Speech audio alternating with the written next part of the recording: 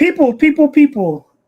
As we head into the fall season in the year of 2025, we're still here. So, welcome back to everyone who's been here before. If this is your first time here, welcome. And my name is Big Said. I have a website called the Industry Cosign. The name of this platform is, well, the platform is actually, well, anyway, my friends are better than yours. For a brief little intro of myself, I've been, I guess, a journalist for several years. And I would rather focus on friends that I've met through the years, I've known for a number of years, as opposed to the regular executives, celebrities, and people I regularly talk to. And today we have someone that I've known. I don't even remember how or where we met, but I know it's been like about 2 months now. Tomika Anderson. You know what? She's done so many things. What I'm going to do is I'm going to allow her to give a brief intro of what she has done or what she's doing. Because if I read out what she's done or the title she's had, then we might be able to start the interview in about an hour because she's done so much.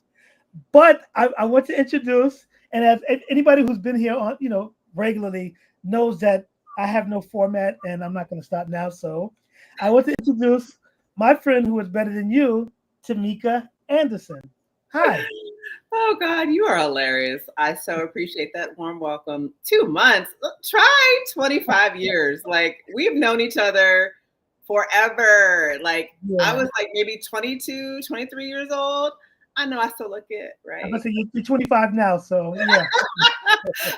But I've known this man since the beginning of my career. We met when we were both in magazines, they're not even a thing anymore. So like that tells you how long we have been down in New York at that, even though some of us have now left because we have kids and got to get out them fourth floor walk up.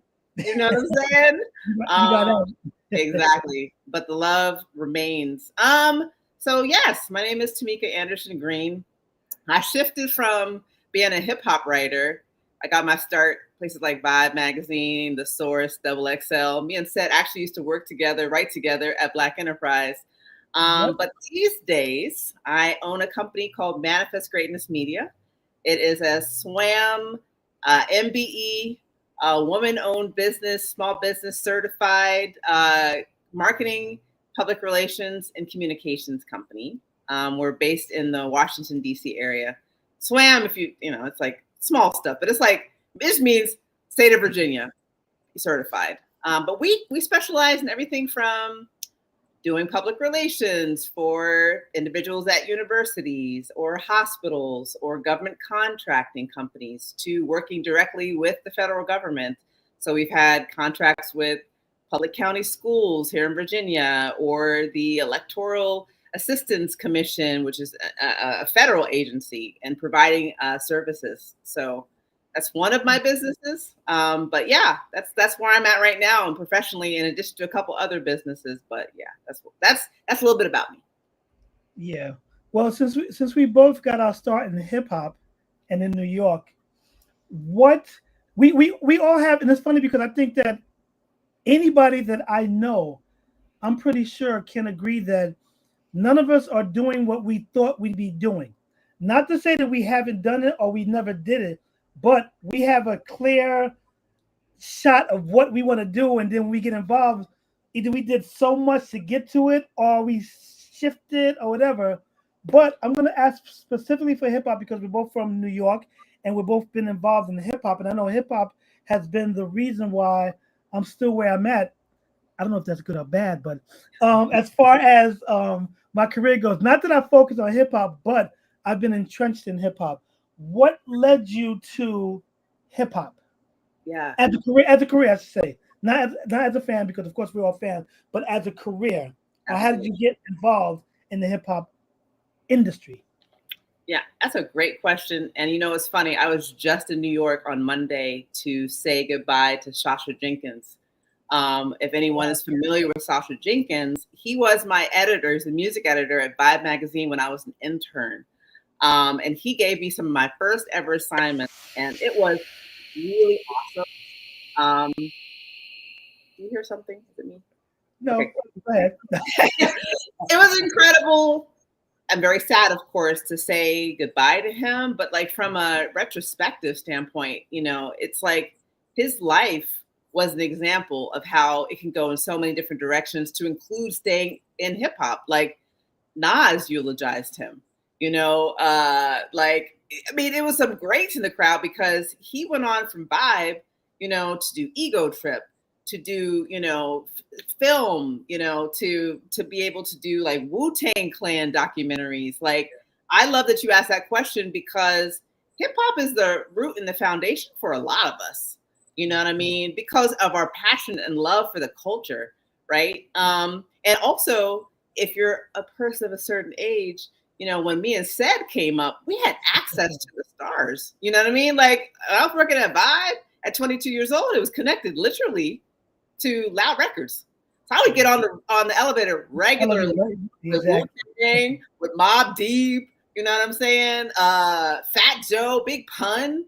You know what I'm saying? Like, that was everything. And over the years, of course, white media came in and they claimed hip hop.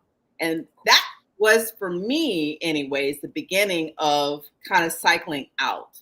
Like, the first party I ever went to when I was 22 years old was a industry party, was for album release for Life and Times of Sean Carter Volume 2. Just to give you a sense, you know what I mean, of the kind of access that a young Black journalist had back in those days.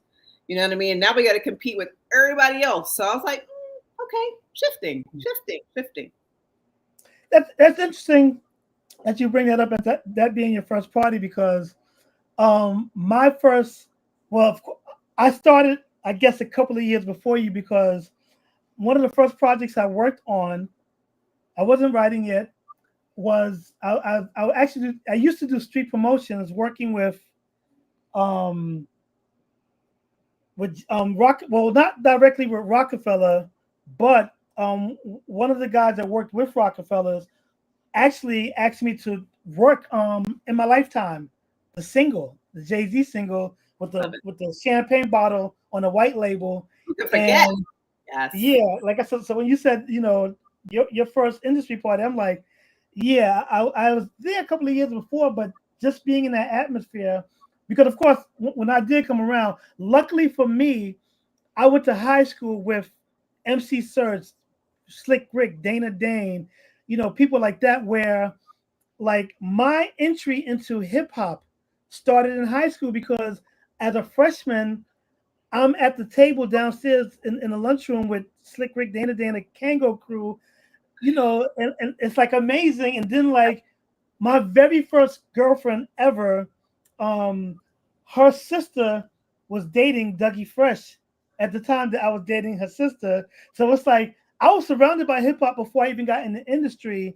And it was just amazing knowing that would become my blueprint to me being involved. I wasn't even thinking about, like, writing wasn't a thing for me. I was a singer, I was producing. But anyway, this is not about me. This is about you. But when you mentioned the Jay-Z, like, it just hit me like, yo, like my first Jay-Z interaction was actually, working his record. And one of my celebrity basketball games at the time, we actually paid Jay-Z to perform. Of course, can't even afford to come close to paying for one of his daughters to show up, let alone paying for his. Sad. Before I let you move off that topic, when I tell you he was, and I know you know this, he was touchable back then. I used to be able to just roll up to him. What's up?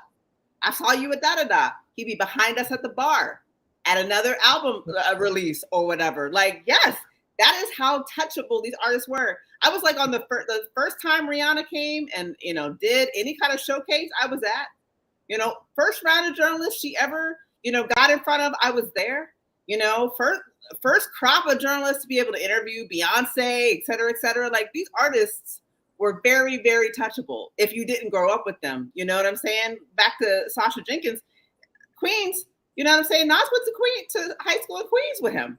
You know what I'm saying? So yes, these relationships, very, very, very, like you said, kind of like shaping your journey in terms of like, just like, this was like grassroots stuff, because these are the people that you went to school with. You know what I mean? It's very cool when you can see like the full circle moments, you know what I mean, happen. Yeah. So let's get into Tomika Anderson. What um what what directed you into writing? Because like when I met you, you were writing, and like what was it that influenced you, or like I said, why did you decide that you wanted to be a writer? Yeah. Or did So you decide you wanted to be a writer? I did. I was one of those kids who always knew that they wanted to be a writer. Like, and it had a lot to do with, for a lot of people in general, like the influence of your teacher. So I don't know if you know this about me, but I'm an army brat. So growing up over like living all these different places, you know, it would be a real special thing when I was in a school with a teacher that I liked and who really liked me. But more than that, recognized the talent in me. So I think I was in the sixth grade when I had one of my teachers living in Germany pull me to the side and tell me that I had a talent for writing. And she thought that I should submit some of my poetry to the Department of Defense newsletter. And before you know it, my like work was circulated worldwide. I was I was like in middle school, you know what I mean? But that was like the first indication for me that I have something, I have talent, and it was something I love to do. So I was just like, that's it. I'm writing. That's what it is. You know what I mean? And then how you not gonna like want to write for the hip hop and like write for hip hop if you're coming up in it. So I've always been like this. Very kind of like I'm very type A. I'm very like what I want to do. I'm going to do that shit. Excuse my language. And I'm just gonna make sure that I keep working at it. So like Kenya Bird, you remember her at Vibe. I still speak to her, yeah. Yeah. She was like the internship coordinator at Vibe at the time. She told me if I had called her one more time about locking in an internship at Vibe, she was gonna like not give it to me. But she did. And I was one of like 3 interns, me, Shaheem Reed. I came around the same time as some others that you know as well. And that was it. You know, that set the path for me. Vibe, The Source, going to MTV, going to BET, you know. And then the thing that I learned in hip hop and in writing as a writer is like, well, if you could write, you could produce. If you could produce, you know what I'm saying, on like for like magazines, you could produce for television. You know, it's like it's different formats. So I just followed my passion and the opportunities that people gave me, and just look to see where I could take it. But all of it started with the written word.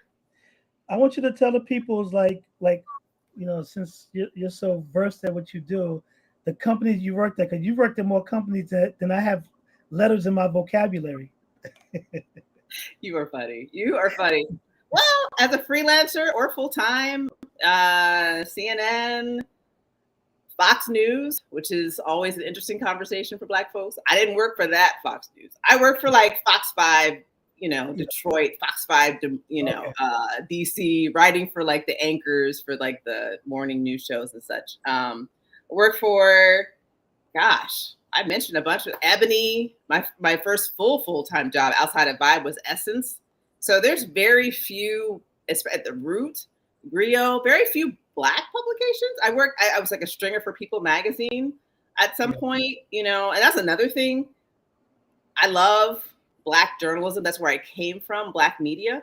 But I was told and sort of like learned from the very beginning, unfortunately, that white media will put you in a lane. People in general will put you in a lane and assign you a lane. And they'll say you're only Black journalist or whatever. You're only capable of doing certain kind of work.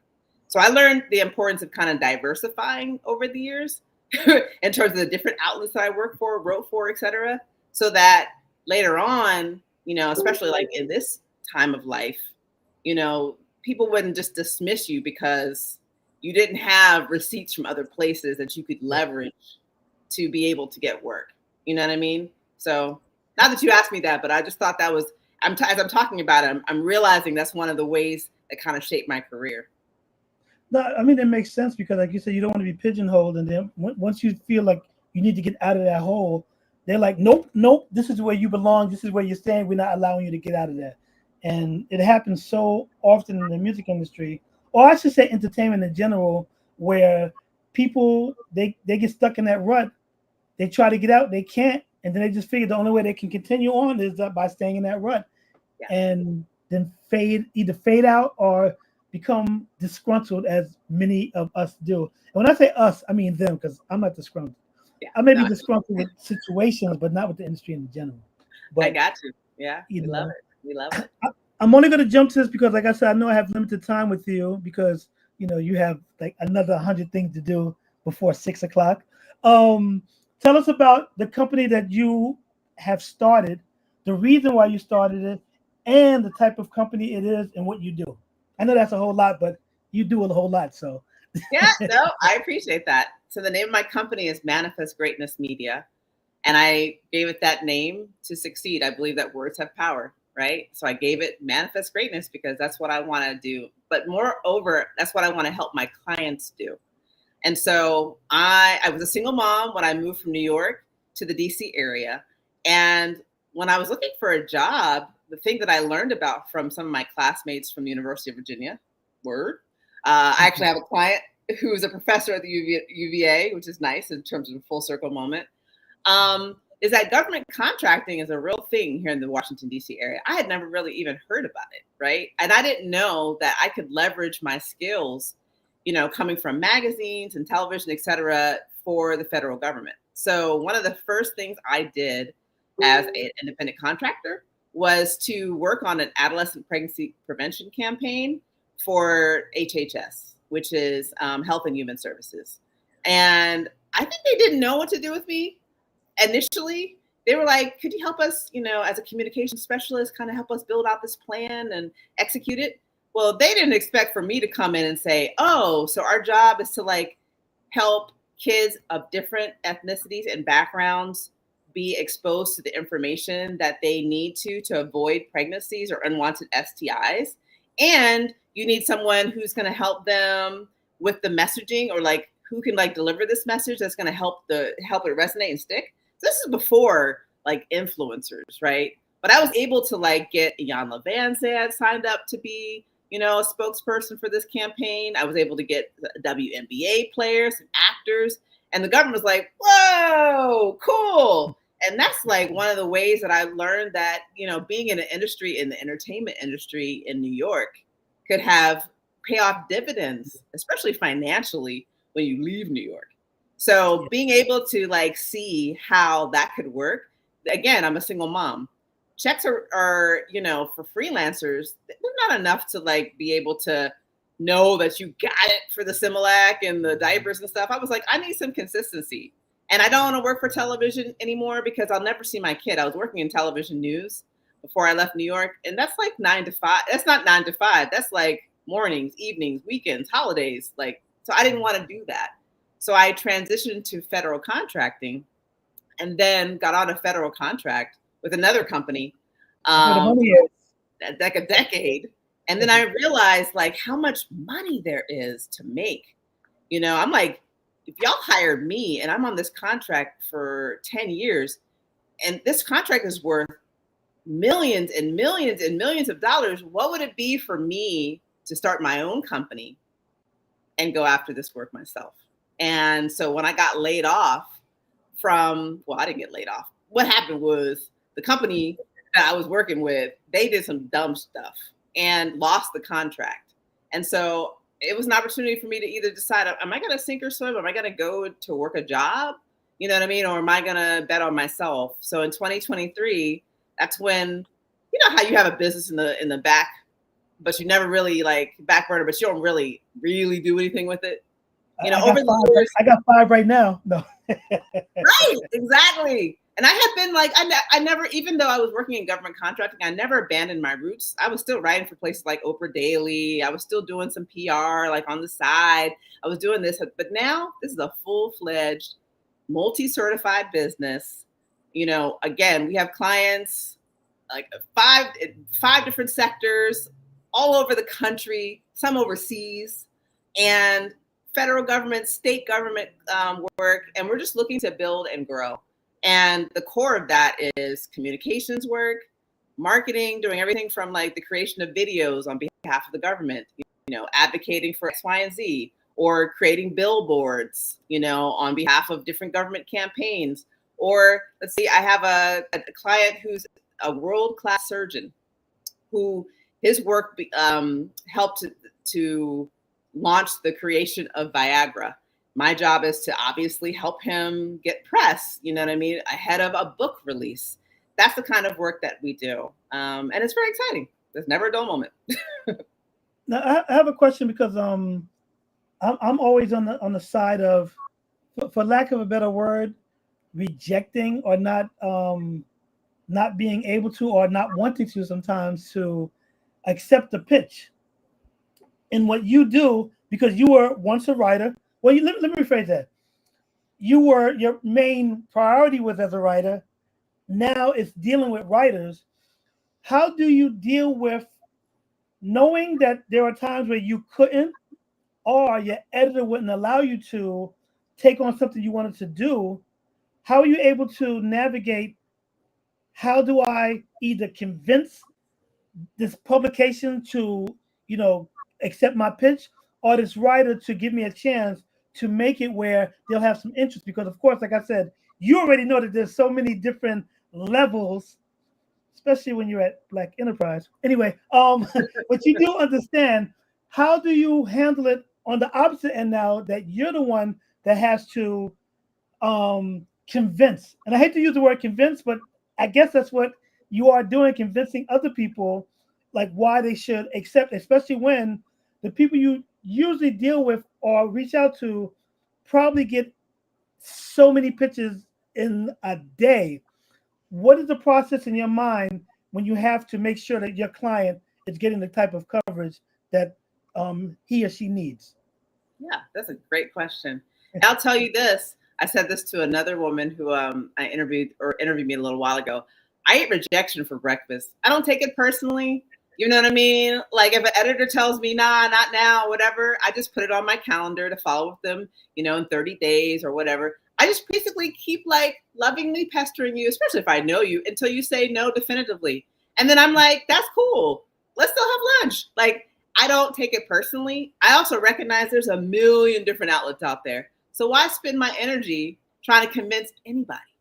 My clients, they are worthy of being covered. And if there's just not the avenue for covering them here at this time, guess what happens? A lot of times that same outlet will come to you later because they have seen your client shine in someplace and now they want to talk to them. That's what happened the other day. It's funny. I won't name names, but I'll just say this. One of my clients, who I just mentioned, I didn't mention his name, but his name is Dr. A.D. Carson. He's the only tenured professor of hip hop in this country. Okay. He was on the watch list for that person who we will not name, who just recently passed away. Right. And so he was one of a number of professors, Black professors in this country, who was targeted by this watchdog organization. Right. And so it's like, yeah, the pitch was really hard to get even a response to of a different kind, a pitch of a different kind 2 weeks ago. But on today, you're like, oh yeah, we want him, we want him, we want him. So, then you have to say no, because you're trying to make sure that you are not, you're not trying to piss journalists off, in terms of like giving an exclusive, not being exclusive. But the point being, all's fair in love in journalism. Yeah. It may be a match here now, et cetera, or may not. But also here's the other thing, and I know you know this well. The same people who are at this organization today may not be there tomorrow. They may be someplace else. So I'm of the mindset, you want to maintain good relationships with people at all times. That's like one of my main mantras that I feel like has made me so successful over the years is be cool with everybody. You know what I'm saying? Keep in mind, they're not always in control. It's not personal. Keep moving, keep shining, and then maybe at some point there'll be an opportunity. I just wish there were more of you like that, because I mean, you know me, I don't care. I try to be cordial, but at the same time, I've had people that tell me it took me 4 years to finally get you to covers, and I'm like, I feel bad sometimes, but at the same time, I'm like, one, if I respond to every email I get, I would have the chance to cover anyone. And secondly, depending on, and that's why I love about my website because I could do what I want when I want. And I had that. I've always had that ability at every publication I've ever worked at until recently with Black Enterprise. But the good thing is that that's how relationships are kept, because I'll have people that approach me that may approach me about Black Enterprise that the editor says no, but then another publication will say yes, and then they'll hit me up, or there'll be another opportunity where they have another client where. So, like I said, there's always opportunities to pick up where you left off from. Or, like I said, I don't try to piss anybody off, but if I do, oh well. I shouldn't say it like that, but I just hate that sometimes people try to guilt you into covering their client, and I'm like, that's never going to happen with me, because it just doesn't work for me, because one, I know too many people, and two, I've always been able to do my own thing under my own rules. So what, like yeah, it's just ridiculous, I get it. I get it. Yes. I'm going to ask you about something outside of Manifest. I know you have a group, Single Parents Who Travel. And I know that that's been one of your things lately. What is that about, and why is it such a passion thing for you? Thank you. Thanks for asking that. So I had my son in 2013. I decided even before he was born that one of the gifts I wanted to give him was travel. As a young Black boy, I wanted to make sure that he saw himself outside of the context of this country. And I wanted to root him with that early on. So I created a vision board when I was pregnant with him with the Eiffel Tower on it. And I just decided, I don't really know how I'm going to do this. I don't know how I'm going to fund it. I'm a single mom. You know what I mean? I don't have a job currently, but I'm going to find a way to give my son the gift that I had as an Army brat, because I know it's going to impact his life in that way. And so, I don't know. I had a vision, and I just decided, you know what? Let me just go on Facebook and start this little group. And it was called Single Parents Who Travel. And 4 or 5 people signed up initially, and now we have, I think, trending towards 16,000 people globally. We would have more than that if I hadn't made it a private group initially, because Facebook won't let you change it after that. But at the same time, I'm glad I made it a private group, because the energy of the group is important. The energy is can do. It is, you got this, mom. You got this, dad. We're not tearing down dads. We're not tearing down moms. We're seeing how we can support each other. And even Facebook recognized that, because I got a Community Hero Award by Facebook in 2021. It was one of a number of awards and times that Facebook came to me to recognize how my community came together, for instance, in COVID, to support other single parents around the world. We literally did like Facebook Lives with like a mom in Japan about how she was able to keep her kids from getting sick while she was sick from COVID and she couldn't get them to the hospital. Or just like how we came together to homeschool our kids, you know what I mean? Without resources, without losing our jobs. Like, it's going to make me cry to think about how this group that I created gave me what I needed during a time that was very challenging. And that's one of the reasons why I still do it, despite the fact that I'm married now, because this is my family. And I do annual trips every year. And it's mostly Black and brown folks, but we got everybody, white moms, gay dads. We are all inclusive to do annual trips, dads, moms, kids, all over the world. We've done like 8 trips, I think now, everywhere from Egypt to Costa Rica, South Africa. We're going to Bali. And the energy is always the same. It's like these kids, they get together, they become friends, then they come back year after year. They have their own text group. You know what I mean? There are some kids who have literally gone from like age 3 to like 11 because they've been in touch all these years. And it just makes me so happy. We've been in Forbes, we've been in Today Show, we've been in Good Morning America. That's also how it's possible, I think, to get some of the coverage that we've gotten to help make this group successful. But yeah, that's one of my passion projects. We're going to Bali next, guys. So if you have an interest, You'll be heading there in summer of 2026. That's a group trip that's open now. If you want to join us. So I have a question, because if I want to go to Bali, does that mean I have to get somebody pregnant now since I'm not a parent? You better stop. Yeah. Even though, and I also say this, even though it's called single parents to travel, we've had grandparents come. We've had parents come without their kids. We've had couples come. We've had mom and dad families with their kids come. The most important thing is good energy, good vibes, and know that you're going to have a great time, because we do 5-star accommodations, because our parents, a lot of them are exhausted and they need somebody to have a babysitter for their kids. They need to be on a resort someplace. And we want to make sure that we roll out the red carpet for them in the way that we want to have it rolled out for us. Now I'm going to, because I know you're about to save the world. You're also an executive and certified professional coach. What else?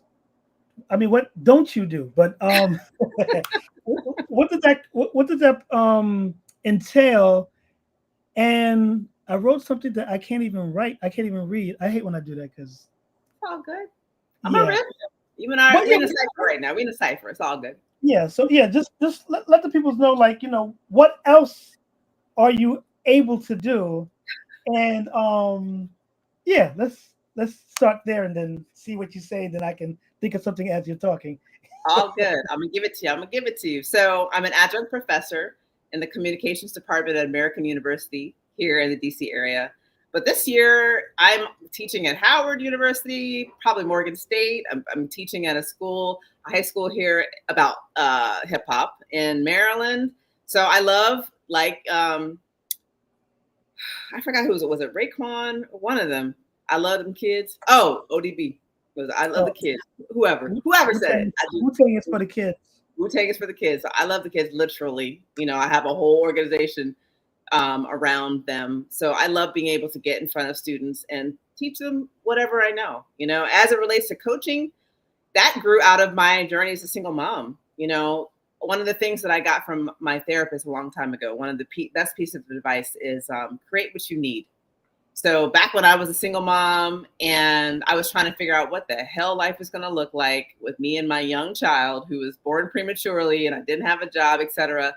I leaned into a concept that I didn't really know much about at the time, which is mastermind groups. Are you familiar with the mastermind group concept? Nope. I'm a mastermind, but not of any groups. All good. I didn't know what it was either, but there's this book called Think and Grow Rich, which is where the origin of the mastermind concept came from. And basically it's an accountability group. It's you declaring to the universe and to other people, I intend on doing this thing in this time frame, and this is how it's going to change my life. And then having other people say, okay, cool, that's certified, let's go. And let's meet every week or every 2 weeks to help you implement your goals. So at the time, I created a mastermind group with 2 other moms and another person who wasn't a mom. And we met every Sunday. Our small kids would be in daycare with a tray of charcuterie.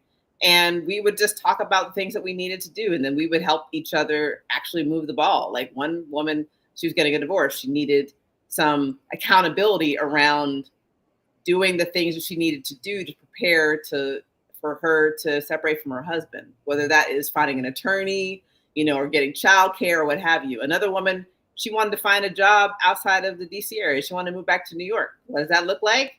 Okay, well, how many jobs do you apply for this week? Who's redid your resume? Like that kind of tangible work. I wanted to find a job and move into a house with my son and myself. So I came to the table, all these things that I wanted to do, and they held me accountable. And it was so successful that I said, you know what? I'm going to replicate this process. I'm going to get certified. I'm going to take a course in mastermind groups. Then I got a certification in terms of coaching, life coaching. And that has been a part of what I've done ever since. I do have clients now. It's as my company Manifest Greatness bigger, Manifest Media gets bigger and I have less time.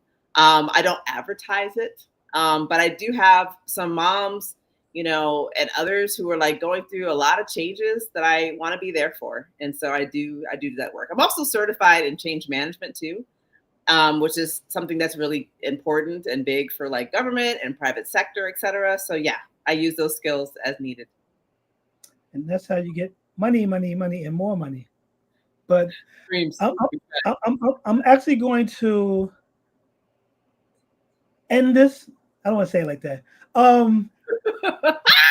No, only because I know that we can literally talk for the next 3 hours, and then you won't be able to save the world as you're doing now. So I don't want to take that blame when you aren't able to. But more importantly, if anyone who's watching this now wants to reach out to you or wants to know how to get in touch with you, is there a way that they can? And if so, where? How? Absolutely. You can follow me definitely on Facebook or on LinkedIn. My company is Manifest Greatness Media LLC. And if you want to reach out to me for my services, whether it's through Manifest Greatness Media or Single Parents Who Travel or Motivated Mamas or speaking engagements, my email is Tomika, Tomika, at manifestgreatnessmedia.com. And I have to apologize because I try to have a banner with the information, but I'm bragging a bit. I just got back from Greece, so I've been trying to play catch up, and I only go on the trip once every 10 years, so that was it. So I love that for you. But I do appreciate not only what you've done and what you're doing, but appreciate the work we've done together, the work we've tried to do together, and just knowing and seeing that you're still doing great things, and you were doing great things when I first met you. And that's one of the reasons why I wanted to let people know who you are, who don't know, who doesn't know. Did I say that correctly? I don't know, but I don't care. You got it. But I do hope that everything that you set out to do, which I'm pretty sure will happen, will be successful, and that anybody that's watching this now that definitely needs someone like a Tamika. I said it like you're like a brand new car that somebody needs. But, I would like to say thank you for taking the time to do this, because as I know that you're busy, and if I could do anything, well, you always reach out to me anyway, so it's not like I don't have to tell you can reach out to me. But as I stated, if anything is needed that I can definitely help out with, I definitely will. And congratulations on everything. I've meant to see, the thing is, there's so many things that I have, like all the awards you've won and all the acknowledgement and all the honors. We don't have time. So that's why I was like, if I start, I can't stop, because it is all good. I so appreciate our friendship set. Like, legit. Anybody who's watching, my friends are better than yours. We are legit friends. We have been friends for many, many years. And I will say that I am always honored to be able to spend time and space with you, and just super thankful for your generosity. And yeah, so thank you for having me. I am super excited to be able to continue doing what we do, what we've always done. And yeah, I'll let y'all go on a Friday. Well, thanks once again, everyone. If you've made it to the end, thank you for sticking around to the latest edition of My Friends Are Better Than Yours, featuring Tomika Anderson Greene. And as I always state, if you have friends who are better than me, show me, and either they're already my friends or I'll prove you wrong. Until next time, Big Said, the Industry Cosign, My Friends Are Better Than Yours, and we're out. Now I got to find the end stream. Bye. No.